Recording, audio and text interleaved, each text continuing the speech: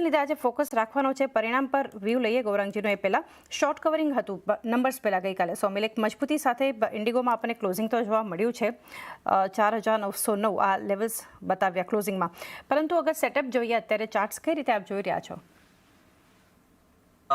In the very short term અગર તમે જુઓ તો માર્કેટ નીચે સ્લિપ થયું, પણ એની સાથે ઇન્ડિગો એ એક સાઇડવેઝ મૂવમેન્ટ દેખાડી છે, એટલે સ્ટ્રેન્થ છે ત્યાં. Now in the very short term there could be a spike on the upside, પણ એની અંદર મારું ઉપરનો જે રેઝિસ્ટન્સ છે 5090 પહેલો રેઝિસ્ટન્સ છે અને બીજો રેઝિસ્ટન્સ છે 5180. આ બે લેવલ્સ બહુ જ ક્રુશિયલ છે અને મને લાગે છે કે શોર્ટ ટર્મમાં ત્યાં સુધી જઈ શકે છે શોર્ટ ટર્મમાં. અને આ એક આખો બ્રોડ રેન્જ છે બિટવીન 4700 અને ઉપરમાં 5200.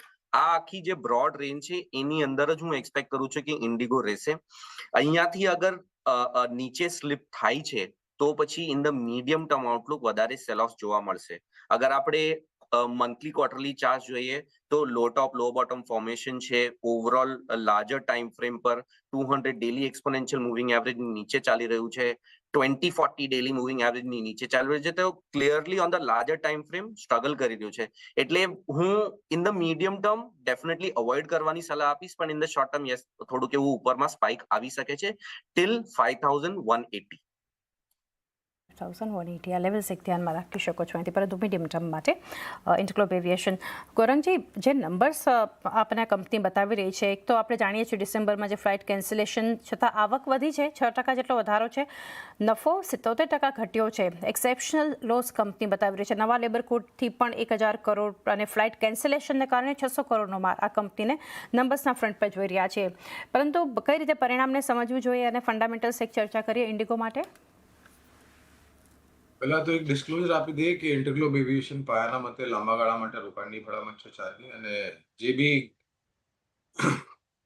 ફ્લાઇટ કેન્સલેશનને લઈને અત્યાર સુધી જે પેનલ્ટી અથવા તો કસ્ટમર્સને કોમ્પન્સેશન કરવાનું હતું એના આંકડાઓ સામે આવ્યા છે. ગઈકાલે એ બી સમાચાર આવેલા કે સરકાર તરફથી ઇન્ડિગોના વાઇસ પ્રેસિડેન્ટ ઓપરેશન્સ મારા ખ્યાલથી એમના પદથી રાજીનામું આપવાનું કીધું છે. ઔપચારિક સ્તર પર જે બી એક્શન લેવાની હતી સરકાર તરફથી લીધી છે. હવે આવનારા દિવસોમાં હજુ બી મારા ખ્યાલથી ઇન્વેસ્ટિગેશન ચાલી રહી છે. એમાંથી શું નિર્ણય બહાર આવે છે સરકાર તરફથી, કેટલી પેનલ્ટી વગેરે વગેરે. ગઈકાલે એક રિપોર્ટ એ બી વાંચી રહ્યો હતો ચાંદની કે એમના જે ફ્લાઇટ સ્લોટ્સ છે, જે કાપણી સરકારે કરેલી ઇન્ટરગ્લોબ એવિએશનની ફ્લાઇટ્સની ઉપર, એ ફ્લાઇટ સ્લોટ્સને બાકી બીજી એરલાઇન્સને સોંપી દેવા માટે બી ઔપચારિક સ્તર પર આદેશ સરકાર તરફથી ઇન્ટરગ્લોબ એવિએશનને મળ્યો છે. તો એની અસર બી આપણે હવે આવનારા જે ત્રૈમાસિકના પરિણામ છે ચોથા અને આવતા નાણાકીય વર્ષમાં, એમાં આપણને ખબર પડશે, આકલન આપણને ત્યારે ખબર પડશે. સૌથી મોટી એરલાઇન છે એમાં કોઈ બેમત નથી. આજે પરિસ્થિતિ ઊભી થઈ એની પહેલા 65% માર્કેટ શેર ડોમેસ્ટિક ફ્લાઇટ્સનું ઇન્ટરગ્લોબ એવિએશન હતું. હવે કાપણીના લઈને થોડું ઘણું નીચે આવશે. હવે સ્વાભાવિક છે ચાંદી કે આટલી મોટી તમને પેનલ્ટી ભરવાની હોય અને તમારા ઓપરેશન્સમાં 10%ની ફ્લાઇટની કાપણી મૂકે તો સ્વાભાવિક છે તમારા પરિણામ પર એની અસર પડશે. હવે કેટલી અસર પડશે એ હાલમાં આકલન લગાડવું અથવા તો અનુમાન લગાડવું ઘણું અઘરું છે. પણ આ પરિસ્થિતિ પરથી ઉભરીને બહાર આવે સક્ષમ રીતે એવું બી અમારું માનવું છે. અહીંયાથી હવે નીચલી સપાટી થોડી ઘણી સીમિત લાગે છે. વળી બહુ જ વધારે પડતી નીચલી સપાટી શેરના ભાવમાં ઇન્ટરગ્લોબ એવિએશનમાં હાલના જે સમાચાર અને પરિસ્થિતિ છે એને ધ્યાનમાં રાખતા થોડી ઘણી સીમિત લાગે છે. લાંબા ગાળાનું રોકાણ હોય તો જાળવી રાખો, ન હોય તો ઘટાડે તમે ઉમેર કરી શકો છો.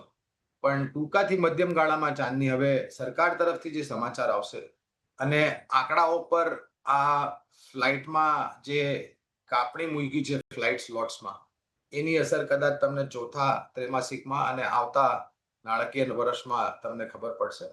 ત્યારે આપણે વળી પાછા રિવ્યુ કરશું, પણ હાલમાં રોકાણ જાળવી રાખવાની અને ખરીદારીની ભલામણ છે. હોલ્ડ કરી શકો છો અને ઘટાડે એડિશન પણ કરી શકો છો ઇન્ટરગ્લોબ એવિએશન. ખાસ આજે ફોકસમાં નંબર્સ બાદની એક એક્શન પર રાખીશું. એ સાથે જ સમય થયો છે. હવે